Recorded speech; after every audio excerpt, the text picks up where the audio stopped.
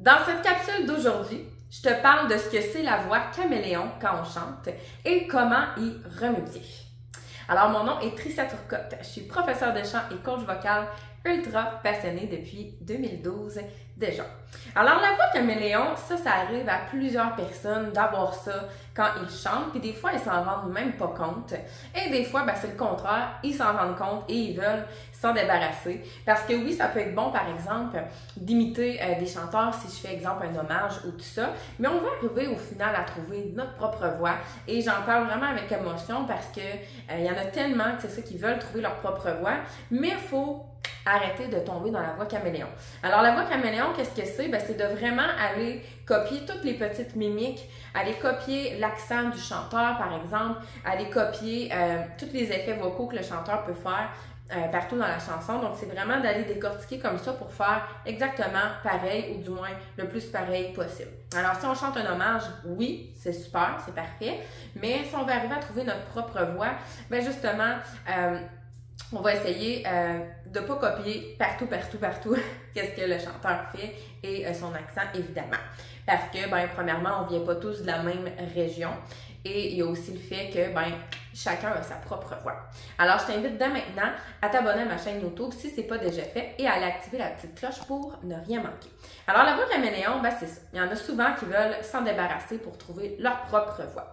Alors, j'ai décidé aujourd'hui de te faire un exemple avec la chanson Dance Monkey de Tones and I. Alors, tout le monde connaît cette chanson-là, du moins, je l'espère. Je crois, ça a tellement passé à la radio. Si je veux pas avoir une voix caméléon de 1, je vais aller prendre mon texte et je vais le lire à voix haute. Donc, par exemple, they say, bloopers, they say, oh my God, I see the way you shine. Take your hands, my dear, and place them both in mine. Alors, je le lis comme ça à voix haute et ensuite, je vais essayer d'aller le chanter. They say, avec la voix que je viens d'utiliser pour le parler. They say, donc, they say, oh my God, I see the way you shine. Take your hands, my dear, and place them both in mine.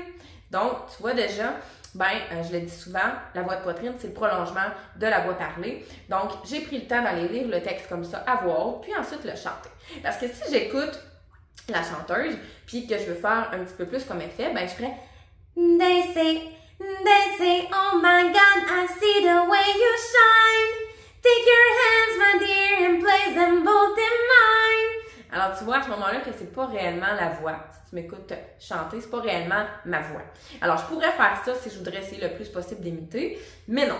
J'ai décidé de vraiment conserver ma propre voix à moi. Alors, de le lire à voix haute, c'est la première étape qui va vraiment aider. Et ensuite de ça, qu'est-ce qui va aider? C'est de ne pas nécessairement faire la même tonalité que l'artiste. Alors, par exemple, si l'artiste, là j'ai dit ça comme ça au hasard, si l'artiste chante sa chanson par exemple en sol, je pourrais décider moi d'aller la faire en do. Alors ça, tu peux aller revoir ma vidéo justement sur l'application Ultra Génial pour changer les tonalités comme ça en live directement sur YouTube. Mais je peux aller ajuster la tonalité comme ça pour que ça fitte le plus possible avec ma voix. Parce que ça se peut que je sois capable de faire la tonalité originale, mais encore là, je vais avoir tendance à plus copier le chanteur original. Donc, d'aller changer la tonalité, ça va aider aussi. C'est un autre super de bon truc pour ne pas utiliser la voix caméléon. Et c'est vraiment, en lisant à voix haute, on n'ira pas utiliser l'accent du chanteur, évidemment. Ça va être notre accent à nous qu'on va utiliser. Ça ne veut pas dire de botcher et mal prononcer si c'est dans une autre langue que la nôtre. Il y a des petits trucs aussi pour aller voir ça. J'ai d'autres vidéos que je peux te laisser ici, que tu pourras aller visionner. Alors, c'est ça la voix caméléon, c'est de ne pas imiter finalement le chanteur, mais de garder notre propre voix. Alors, j'espère que ces deux petits trucs-là vont t'avoir aidé. Puis même, je t'en rajoutant un bonus, c'est que quand tu vas aller chanter, par exemple, une chanson en karaoké, donc avec une piste instrumentale, tu peux aller voir aussi des lower key, des higher key, ou même une version acoustique de la chanson. Par exemple, je pratiquais Chandelier avec une élève, et c'est sûr que la version originale, c'est beaucoup plus poussé. I'm gonna swing from the chandelier. Versus si je fais une version acoustique, par exemple, si j'écris karaoké acoustique, donc piano ou guitare acoustique, je vais peut-être aller changer la façon de le chanter. Donc, je vais peut-être rajouter un peu plus de voix de tête, plus de falsetto, plus de vibrato. Par exemple, I'm gonna swing from chandelier, from the chandelier.